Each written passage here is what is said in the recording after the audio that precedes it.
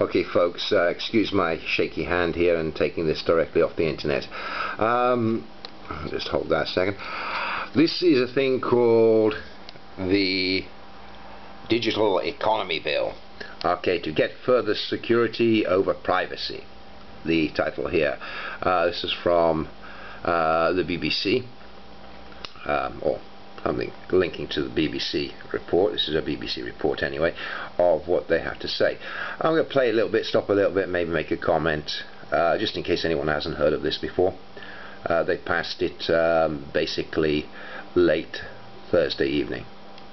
Hundreds of millions of pounds a year is currently hemorrhaging from our creative industries because of unlawful file sharing.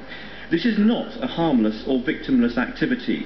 It deprives our musicians, writers, filmmakers, actors and other artists of their livelihoods. And if we don't do something about it, it will pose a serious threat to our creative sectors and Britain's leadership in them. We believe the provisions in this bill balance protection for our creative artists with a fair deal for consumers without trampling on the openness that makes the online world the gateway to new experiences and greater democratic freedoms. Okay. Interesting points there. He refers to his worries for consumers. No longer are the people they represent the members of the public, the people of the state. Okay, now they are just plain consumers. His worry concerns the artists. And artists, yes, they deserve to get payment for their work. Such as much as the man who gets up early in the morning and sweeps the streets and empties the bins. Okay, the man that does every work in society, and some of them much more key role than others. The one thing that really annoys me is why these pompous kids get paid, sorry for saying that, but I mean at the end of the day they get paid extremely high salaries for doing a nice clean job, okay, while those that, yeah, because there's a lot more of them and the job's considered to be low down in the social scale, they get paid a lot of rubbish, and they work unhygienic, dirty jobs. Okay, I still fail to see why that is considered to be logical in an intelligent society. Okay, why these should get paid so much and others not. Okay, when they're all part of the same system. Maybe I'm sounding communist there. No, I think everyone should get a fair slice of the cake. Yes, creativity. Now, interesting thing to say on creativity. Creativity spawns creativity. While you're in this everyone taking a slice of everyone else's work, which is what happens, you know, generally, the artists don't get that much of their money when it's sliced up between all the other parts of the corporate machine. So he's not so concerned about the artists, if you ask me, because there could be a way of working that out, you know, and encouraging creativity.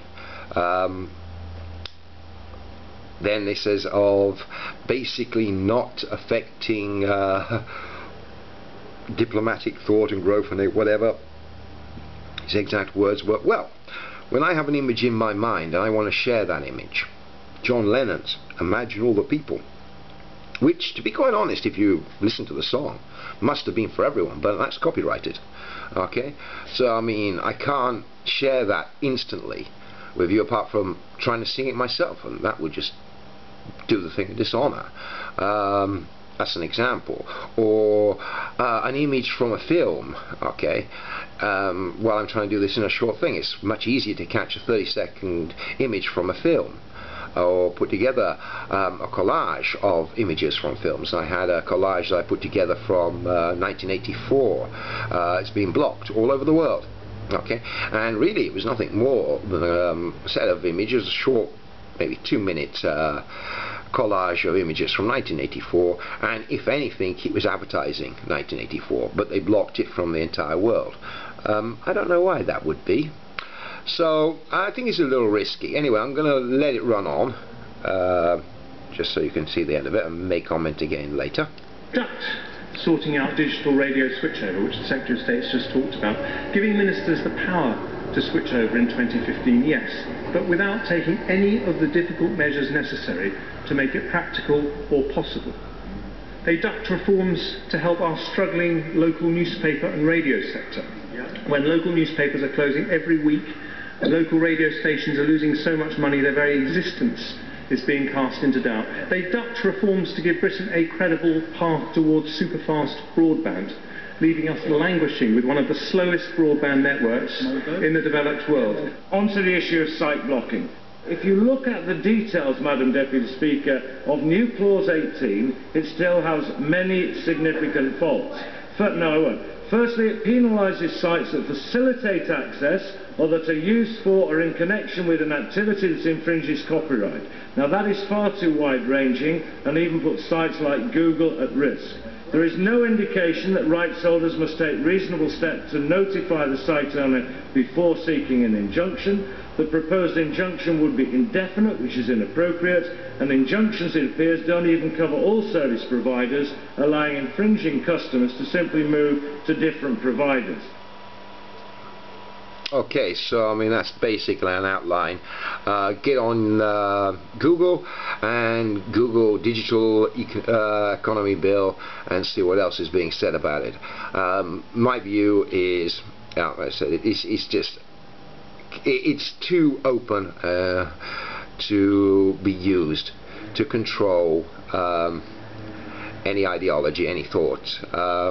Once they start on that slippery slope, you don't know where it's going to lead. You don't know where it's going to lead. Abuse of laws are practiced by the law enforcers, as we can see, and if those laws are put into a bureaucratic system, an infringement or a mispractice of that law